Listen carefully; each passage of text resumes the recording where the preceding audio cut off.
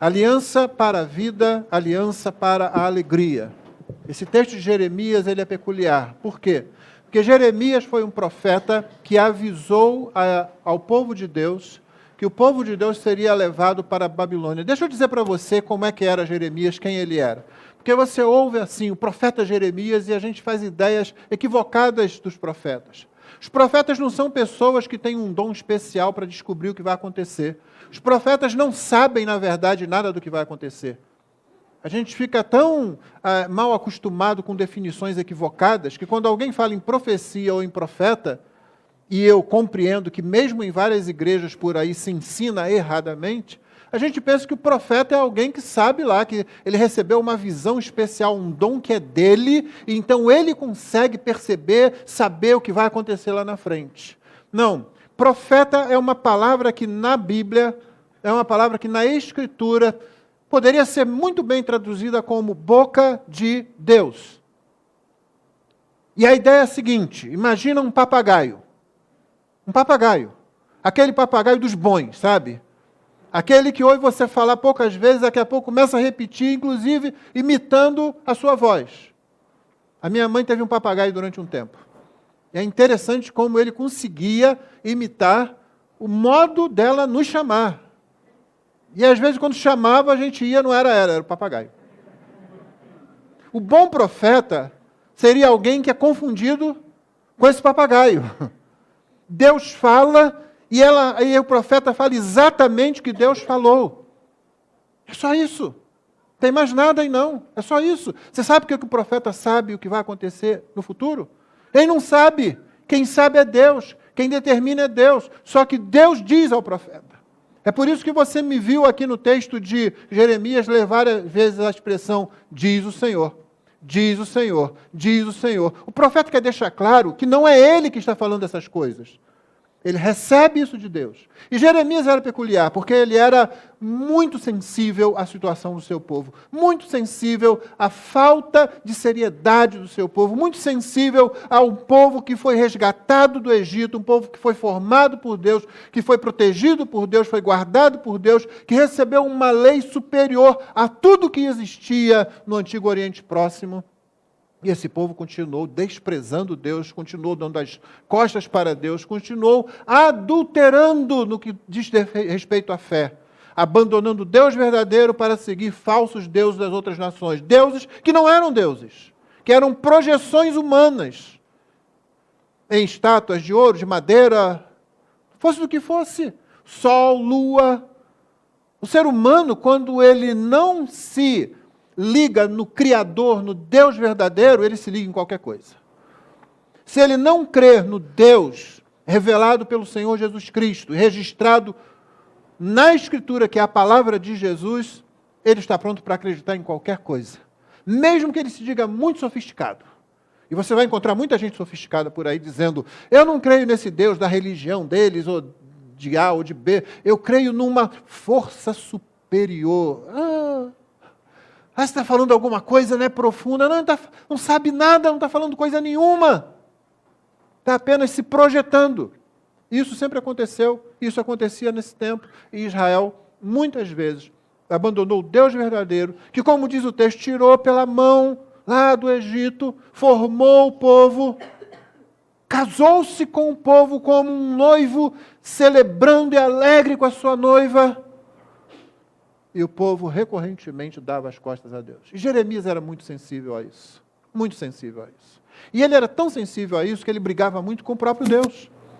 Mas, por favor, não pense que Jeremias é aquele cara que se sente à vontade para falar com Deus assim, tipo uns que aparecem por aí novamente, parecem muito sofisticados, né? Não, Deus é meu amigão. Já ouviu? O sujeito não tem a menor ideia do que ele está dizendo.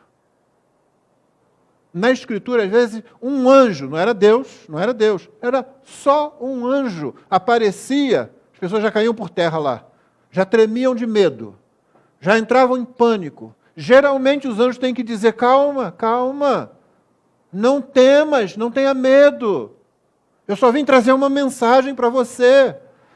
Agora imagine lá se aparece o tal do amigão.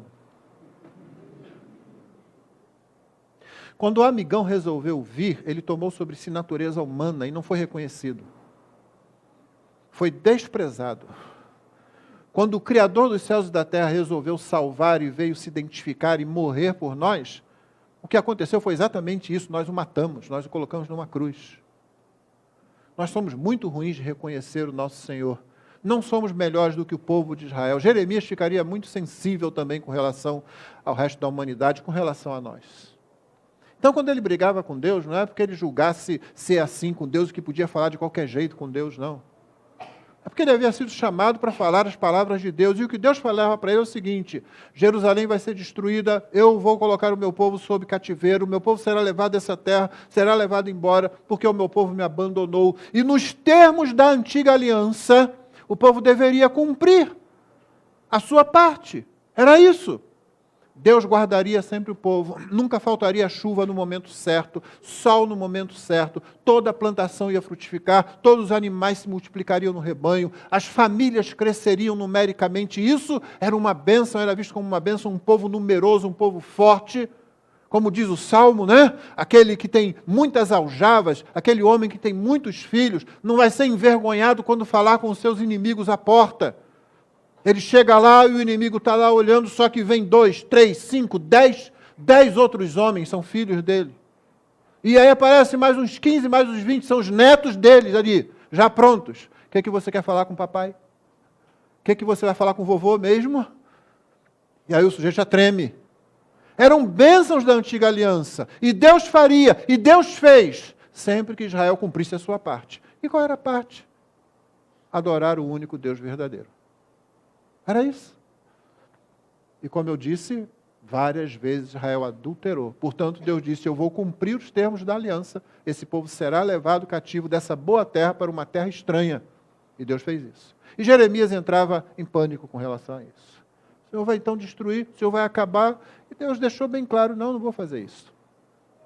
Esse capítulo que nós lemos, esse pequeno texto que nós lemos no capítulo 31, faz parte de uma porção do livro de Jeremias que os teólogos costumam chamar de livro da consolação, que envolve aqui os capítulos 25 até 33, 34, por aí. Por quê? Porque embora a mensagem de Jeremias fosse uma mensagem do juízo de Deus, e meu irmão, pense bem, se Deus realmente não quisesse mais nada com o seu povo, ele simplesmente largaria o povo para lá, entregando o povo a si mesmo, e o povo seria destruído pelos seus outros inimigos. Quando Deus toma a decisão de disciplinar seu povo, tirando daquela terra e enviando para uma outra terra, coisa que ele já tinha avisado, Deus não está abandonando o seu povo, Deus está cuidando de um filho. Da mesma forma como eu e você fazemos com os nossos filhos, se nós amamos os nossos filhos. Uma das piores coisas que pode acontecer para qualquer criança é quando um pai ou uma mãe abdicam da sua posição de paternidade e de maternidade. É quando deixam a criança entregue. Já desisti desse garoto. Já desisti dessa menina. E uma das coisas mais chatas para o garoto, para a garota, para o filho, para a filha, é quando os pais não desistem deles. Por quê? Porque o pai vai lá e repreende. Porque vai lá e dá aquela palmada, porque veta aquilo, porque põe de castigo. Começa lá desde pequenininho. A criança vai entendendo depois, muito depois talvez. Papai e mamãe estavam cuidando de mim. Não, eles não estavam sendo ruins comigo, eles estavam sendo bons, só que eu não entendia naquele momento. A minha imaturidade não permitia que eu entendesse isso. Então Deus estava fazendo exatamente isso. Na verdade, nós seguimos o exemplo dele, nós somos reflexo da paternidade de Deus. É isso que a gente faz, porque é isso que Deus faz. Deus cuida do seu povo e como um pai que ama o filho, Deus corrige o seu povo, mas Deus não está destruindo o seu povo. E o que há de interessante nesse capítulo 31 é que esse capítulo todo é um capítulo de alegria, de vida. Então Jeremias estava profetizando, essa cidade será entregue. Deixa eu te falar mais uma coisa sobre Jeremias. Ele era detestado por muita gente do povo. Por uma boa parte, principalmente pelo rei, pelos nobres, pelos líderes do exército e pelo povo em geral também. Você lê o livro de Jeremias, ele é chamado de profeta chorão, ele está sempre chorando, sempre reclamando. Ele chora por causa da situação do seu povo, ele chora porque ele não consegue compreender direito o que Deus está fazendo.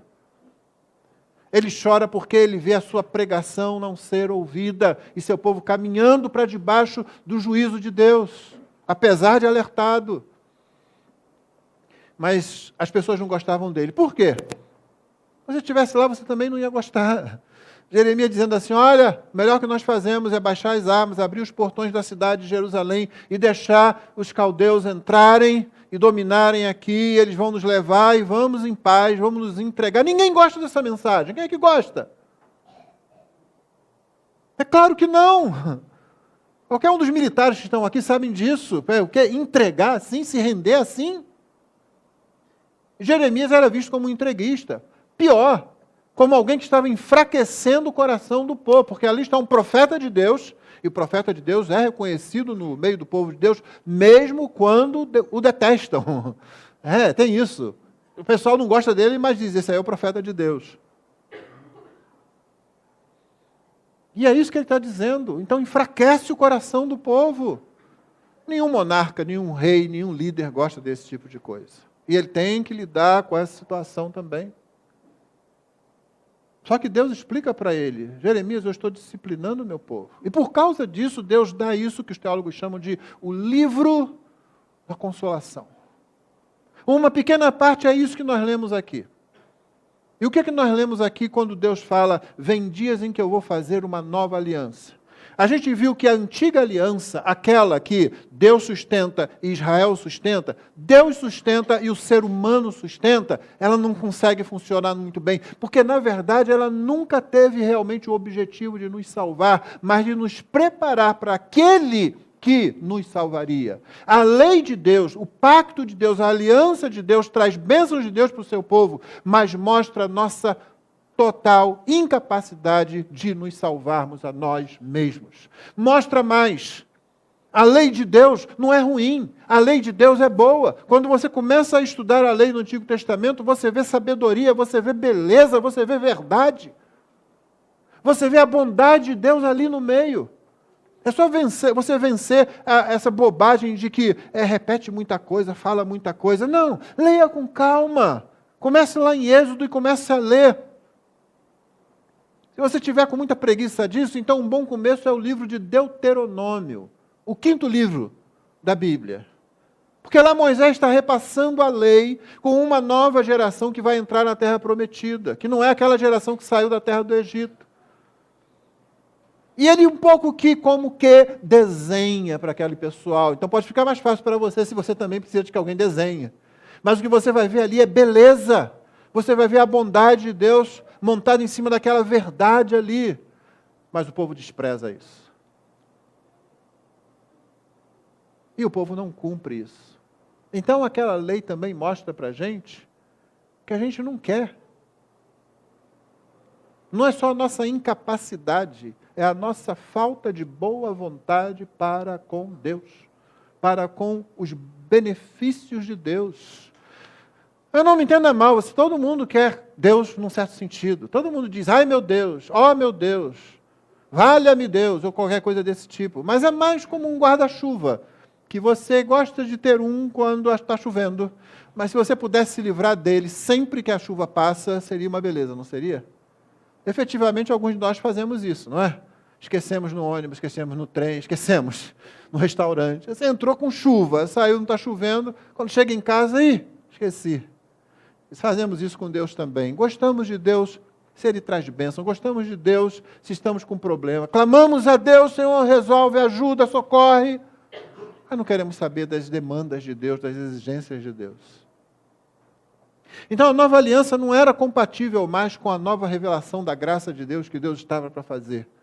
Ela não funciona direito, porque também nunca teve o propósito de nos salvar realmente. A nova aliança tem uma natureza superior e mais profunda. Você viu comigo? As coisas são colocadas, a divindade, tudo que pertence a Deus, é colocada dentro do coração humano. Não é mais uma coisa externa a ser observada, mas é algo que vem e vai ser interiorizado.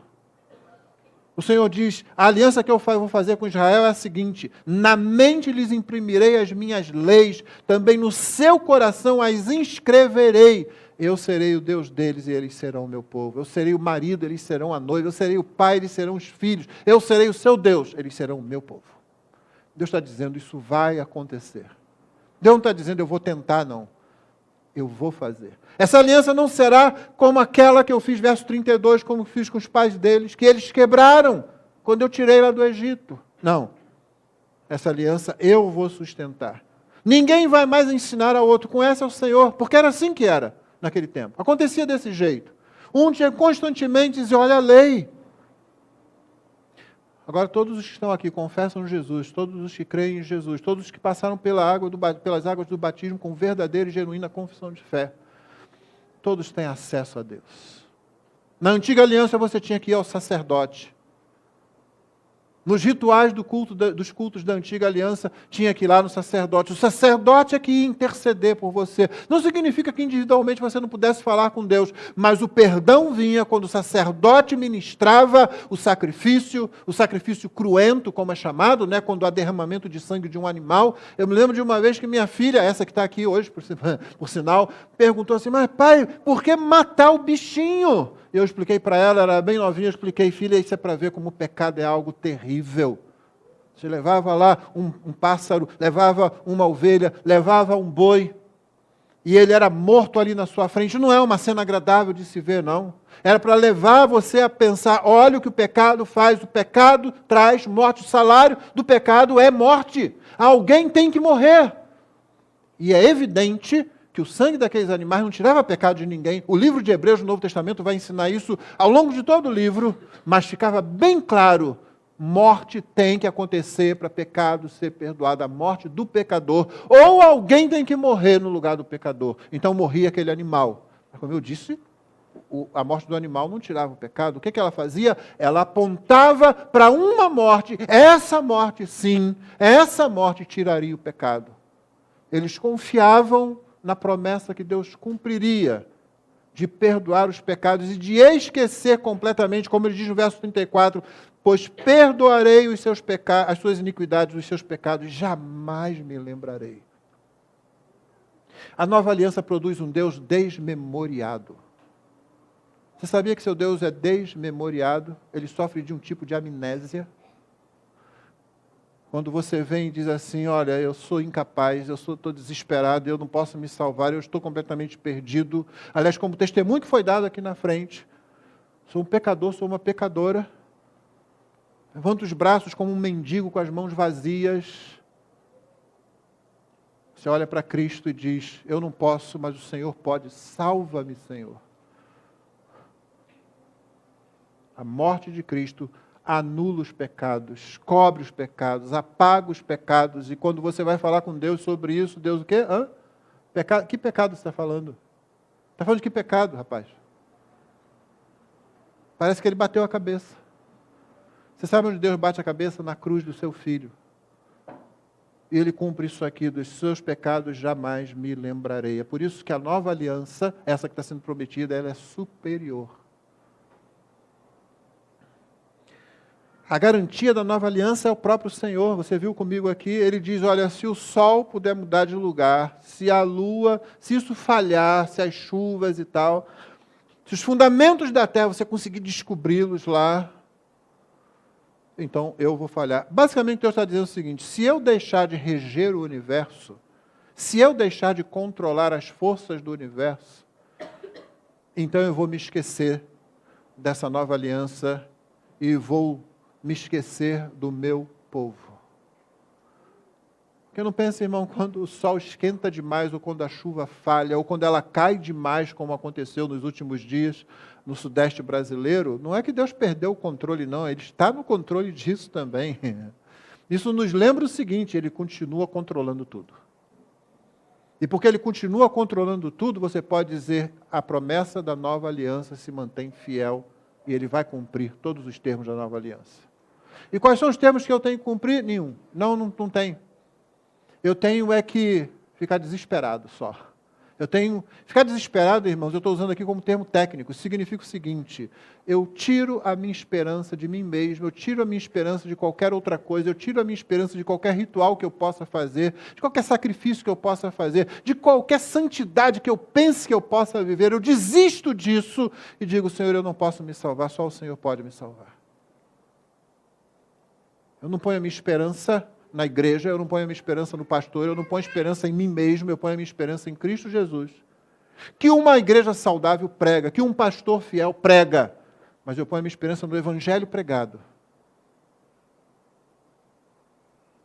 E confio naquele que não deixa as forças do universo se abalarem, a não ser quando ele resolver fazer isso no final, mas ainda assim será ele que vai fazer isso, quando chegarmos no final dos tempos. Só Deus que cria e governa o universo pode sustentar uma aliança desse tipo. A nova aliança, ela transforma toda a realidade, mesmo aquilo que você acha que é impossível. O final aqui parece bem confuso, não é? 38, 39, 40, parecem uns versos que você ficou assim. O que é isso? Que nomes esquisitos são esses aqui? Deixa eu repetir para você, que talvez você goste de um nome desse para dar ao seu filho que vai nascer, ou sugerir para alguém. Eis que vem dias, diz o Senhor, note, diz o Senhor, na Jeremias está inventando, em que esta cidade, cidade de Jerusalém, será reedificada para o Senhor, desde a torre de Hananel até o portão da esquina, cordel de medir, a trena, vai se estender em linha reta da colina de Garebe e depois se virará na direção de Goa. Claro, se eu estivesse falando aqui que vai de Campo Grande até a Zona Sul, que vai da Barra da Tijuca até a região serrana, você talvez compreendesse, não é? É exatamente isso aqui, só que você não conhece a Jerusalém do tempo de Jeremias. Mas é isso que está dizendo. O Senhor vai reedificar toda a cidade. O Senhor vai levantar toda a cidade para a glória dele. O Senhor vai trazer toda aquela cidade que ele disse para Jeremias, os caldeus virão, vão destruir isso aqui, vão levar vocês embora, mas eu vou reedificar isso aqui. Eu estou disciplinando o meu povo, eu não estou acabando com o meu povo, porque através desse povo eu vou trazer aquele que vai instituir a nova aliança, finalmente. Então, nesses versículos aqui, ele está dizendo, olha, pode passar aí, lembra? Aquilo ali e tal, tá, vai cair lá, eu vou reedificar tudo isso de novo. Todo o vale dos cadáveres e da cinza e todos os campos até o ribeiro de Cedron, um ribeiro pertinho de Jerusalém, que ficou famoso porque ali se jogavam os cadáveres de sacrifícios humanos durante o tempo em que Israel andou longe de Deus, fazendo coisa que Deus nunca pediu. Era um lugar tenebroso, virou sinônimo de terror, de horror, com a gordura humana que ficava lá, que ia acumulando lá. O que ele está dizendo aqui é, eu vou recuperar tudo isso, eu vou purificar tudo isso, mesmo lugar de terror será, diz o verso, consagrado ao Senhor. Mesmo a realidade que você acha que não pode mudar, Deus muda. Na nova aliança, Deus muda. Na obra de Cristo na cruz, Deus muda. No evangelho que Cristo mandou pregar, Deus muda. Porque a nova aliança produz vida verdadeira. Essa é a diferença, irmão. Crente não é uma pessoa que resolveu se unir a um clubinho religioso. Crente é uma pessoa que, primeiro, viu que não prestava. Qualquer igreja que prega outra coisa não é uma igreja que entende o evangelho. Crente é aquele que olhou para si e diz, eu não presto. Como nosso irmão disse aqui, um pecador como eu. O crente é aquele que diz, eu não valho nada mesmo. Eu dei as costas ao meu Criador e continuo fazendo isso. Então, se você ouvir aí de uma igreja, um evangelho, um pregador, seja lá quem for, que diz que crente é aquele que está indo de vento em popa porque ele entendeu melhor, não, ele não entendeu nada. Crente é aquele que, como o publicano daquela parábola de Jesus, bate no peito e diz, tem misericórdia de mim, porque eu sou um pecador. Essa é a primeira coisa. Segunda coisa, crente é aquele que confessa que não pode se salvar, por nenhum esforço. Nada que ele faça. Você pode fazer todos os atos de bondade, né? A gente tem essa tendência de achar que se a pessoa é muito boa, socorre os outros, faz o bem, ela deveria merecer um prêmio. Oh, pera lá. Parece aquele aluno que levou o trabalho para casa, né? Eu nem sei se hoje faz isso, no meu tempo fazia. A professora passava o trabalho de casa. O trabalho de casa tinha que vir pronto, né? Aí você chegava lá, professora, fiz o trabalho de casa. E você está querendo um prêmio por quê? É sua obrigação. Mas nós achamos que, uau, olha, eu fui bom. Eu socorri alguém. Ah, e cadê o meu... Não. Nosso pecado anula tudo isso. Tudo que nós fazemos, tudo que os melhores de nós, que os mais santos de nós fazem. Esse é o ensino da Escritura. tudo de melhor que os melhores de nós fazemos está manchado lá com o nosso pecado. E se não está, é porque essa pessoa confessou Cristo como Salvador e Deus vai lá e reveste aquilo com a justiça de Cristo. A justiça dele, não é a minha. Posso pedir a Deus, Senhor, está vendo como eu sou bonzinho? Está vendo como eu vou à igreja? Está vendo como eu leio a Bíblia? Não dá. O crente é aquele que sabe que nada disso vai fazer Deus devedor dele. Deus não nos deve nada, nunca nos deve nada. O crente é aquele que então se volta para o Senhor e diz, Senhor, isso é bom demais para ser verdade. O que eu tenho que fazer? Você tem só que se render. E mesmo para isso, nós precisamos da graça de Deus, porque senão a gente não se rende. Gente, qualquer pessoa que é casada, que está presente aqui, sabe disso. Qualquer pessoa que é casada, já foi casada, ela sabe disso. A coisa mais difícil que tem para a gente é se render. Vocês dois vão se casar, né? Ainda vão, né? Então, os pais estão aí, vê lá, precisam responder. Uma coisa que a gente sabe é que a gente... C.S. Lewis, quando escreve sobre os 4 amores, no livro Os 4 Amores, ele fala sobre esse tipo de relacionamento, ele diz que os casais são aqueles que sabem exatamente o ponto correto ali, milimetricamente, aonde você sabe que vai causar a ofensa. Não, e olha, não precisa xingar, não precisa falar, não precisa aumentar o tom de voz, não. Aí só fala aquela frase, e lá no finalzinho da frase dá aquela entonaçãozinha assim para cima. Que o outro está saindo, aí ouve e aí já volta. Nós sabemos como fazer esse tipo de coisa, porque a coisa mais difícil para nós é a gente se render. É a gente dizer, eu desisto. Nós não queremos fazer isso. Para fazer isso, Deus precisa nos conceder graça. O crente é aquele que diz, Senhor, ajuda-me a desistir de mim mesmo. Das coisas que eu acho que eu sei, que eu não sei, na verdade.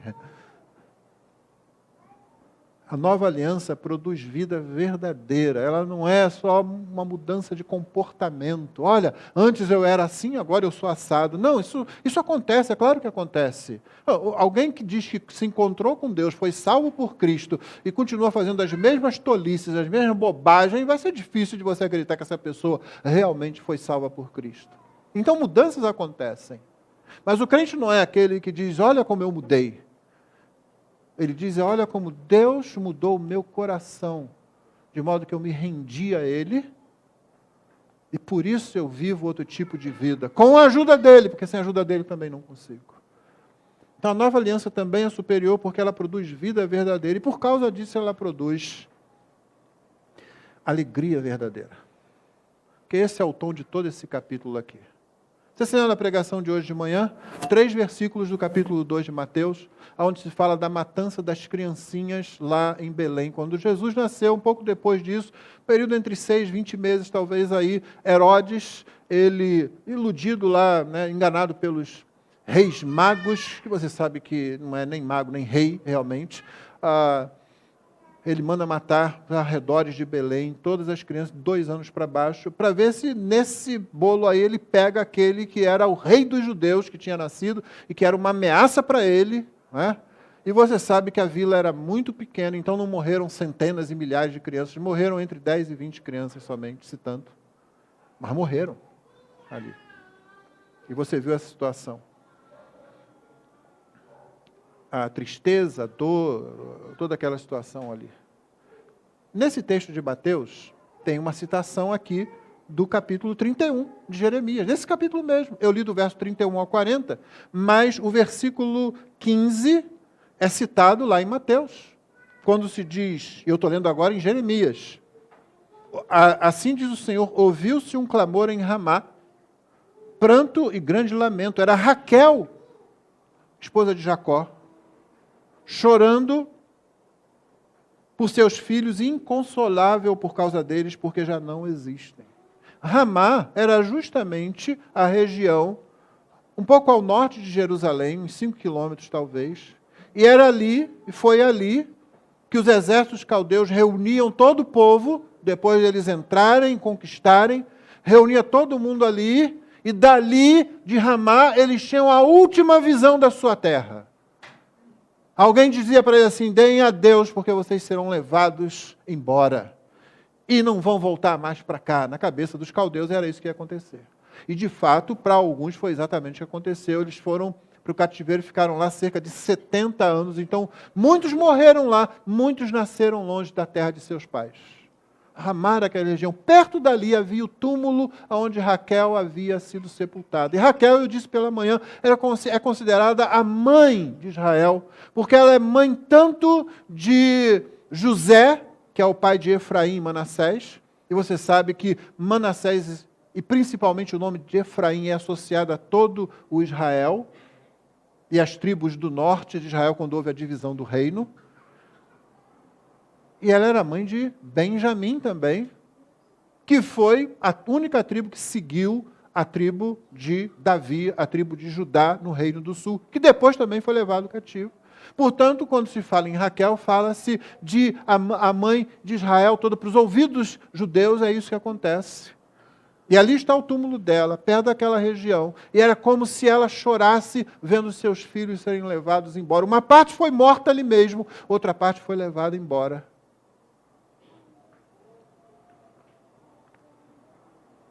Mas qual é o contexto desse versículo? No capítulo 31. Que eu acabei de dizer para você, a nova aliança produz vida verdadeira e por causa disso produz alegria verdadeira. Olha só como começa esse capítulo. Não precisa ler não, vai acompanhando só. Naquele tempo, diz o Senhor, serei o Deus de todas as tribos de Israel e elas serão o meu povo. Assim diz o Senhor, o povo que se livrou da espada obteve favor no deserto. Eu irei e darei descanso a Israel. De longe o Senhor lhe apareceu dizendo ao povo, com amor eterno eu a amei, por isso com bondade a atraí. Eu a edificarei de novo, você será edificada, ó Virgem de Israel. Mais uma vez você se enfeitará com os seus tamborins e sairá com o coro dos que dançam. Mais uma vez você plantará vinhas nos montes de Samaria. Aqueles que as plantarem comerão os frutos. Não vai plantar e vai ficar por lá, não vai plantar e outro vai levar embora, não. Vai plantar e vai comer os frutos. Porque virá o dia em que os atalaias gritarão na região montanhosa de Efraim. Irmãos, quando se fala assim, os atalaias vão gritar, atalaia é aquele cara que fica lá em cima, olhando, dizendo assim, o inimigo está chegando, a guerra está se aproximando, fecha os portões, prepara tudo aí. Mas não é esse o grito que eles vão fazer. Vai chegar o dia em que os atalaias vão dizer, levantem-se e subamos a Sião ao Senhor nosso Deus, porque assim diz o Senhor, cantem de alegria por causa de Jacó, exultem por causa da cabeça das nações, proclamem, cantem louvores e digam, salva, Senhor, o teu povo, o remanescente de Israel. Todo o texto, irmão, vai de alegria em alegria em alegria. Todo o tempo. Quando se aproxima desse versículo que fala de Raquel chorando, verso 15, olha o contexto. O contexto é de um casamento. O contexto é de uma festa de casamento. Particularmente, festa de casamento sem dança, mas está faltando alguma coisa. Então a virgem se alegrará na dança, juntamente com os jovens e os velhos. Transformarei o seu pranto em júbilo, eu os consolarei. Eu lhes darei alegria em vez de tristeza. Saciarei a fome dos sacerdotes com saborosa comida, e o meu povo se fartará com a minha bondade, diz o Senhor.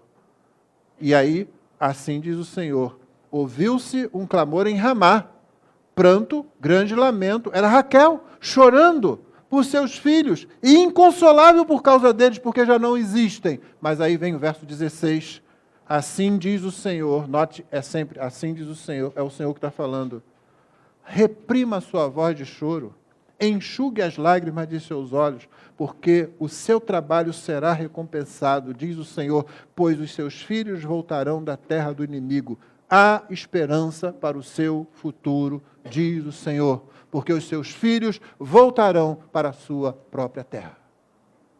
O texto todo é de alegria. Esse que entra aqui no meio para lembrar o choro do povo sendo levado de sua terra, apenas para Deus possa dizer assim, estanca o choro, reprime o choro, seca as lágrimas, porque eu vou trazer de volta. E Deus trouxe do cativeiro, mas irmãos, todo esse vai e vem do cativeiro, assim como o cativeiro no Egito também. Tudo isso aponta para a escravidão humana ao pecado e para a libertação que Deus oferece, principalmente de forma final na nova aliança. É por isso que nesse contexto também vai ser dito que cada um vai responder por si. Apesar de que é o povo que é juntado, cada um vai responder por si. Não vai acontecer mais aquele ditado de que os pais comeram uvas verdes e os dentes dos filhos que ficaram embotados. Não, cada um levará a sua própria culpa. Existe essa individualidade em que nós somos salvos. Deixa eu aproveitar para corrigir uma expressão que a gente usa aqui na igreja, por minha culpa mesmo. A gente costuma falar de filhos da aliança.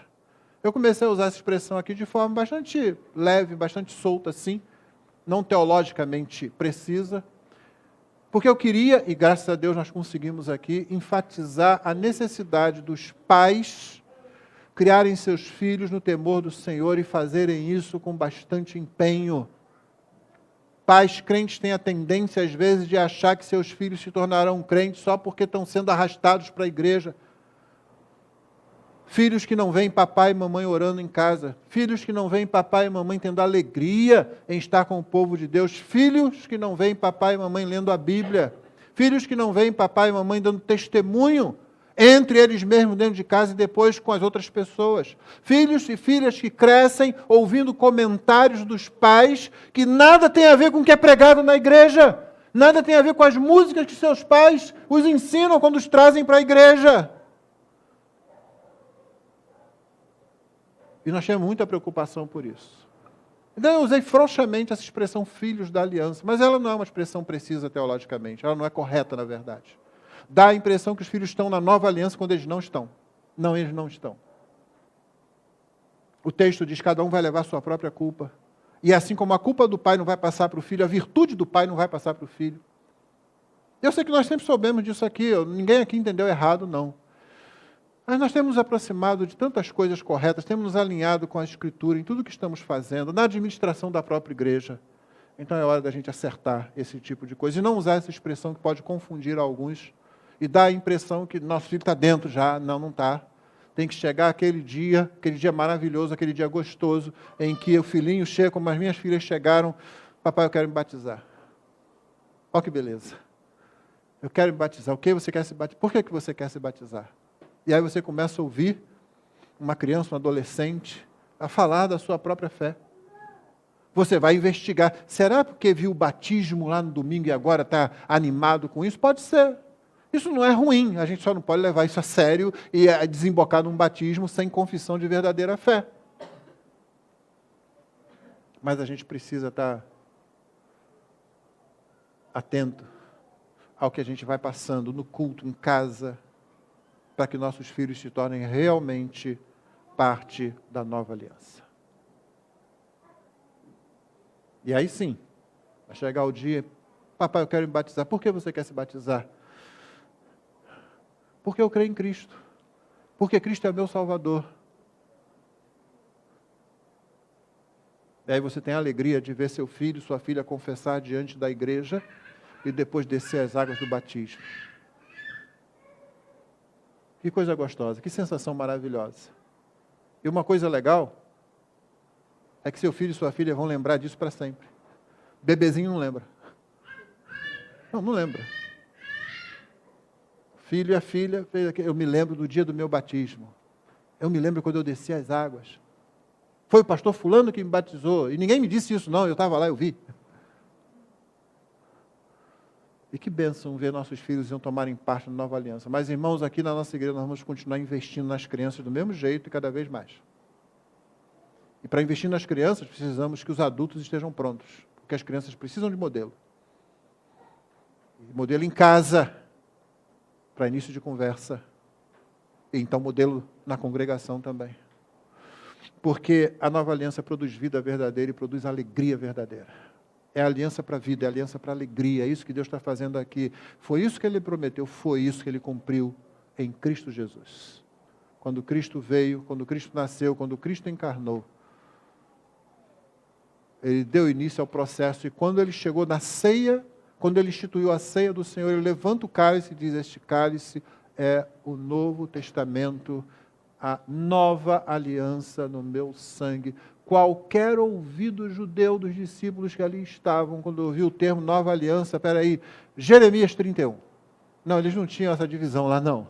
Mas é o que eles pensariam se tivessem. Jeremias 31. Eu já ouvi esse termo, nova aliança. Profeta Jeremias. Deus está cumprindo, Deus cumpriu, e irmãos, Deus vai continuar cumprindo tudo que Ele falou que iria fazer em Cristo, e Ele está fazendo. Portanto, celebremos essa nova aliança que se projeta para a eternidade. Como Ele disse, e aí termina o verso 40, esta Jerusalém, ou o que esta Jerusalém simboliza, jamais será arrancada ou destruída. Jamais. A Jerusalém física, no ano 70, foi completamente devastada e o templo foi devastado. Nunca mais se reergueu. Você vai a Jerusalém, que lá está hoje, mas o templo, o lugar da presença, o símbolo da presença de Deus no meio do seu povo, lá não está. Mas o que Deus está dizendo aqui é que as consequências da nova aliança, os efeitos da nova aliança, jamais serão arrancados ou destruídos. A nova Jerusalém, a que desce dos céus, no dizer Apocalipse, o próprio povo de Deus, no qual Deus tem prazer em dizer: eu serei o seu Deus, eles serão o meu povo. Isso nunca passará, isso nunca mudará. E não é por nossa causa, não é por causa da nossa bondade, justiça, retidão, não, não.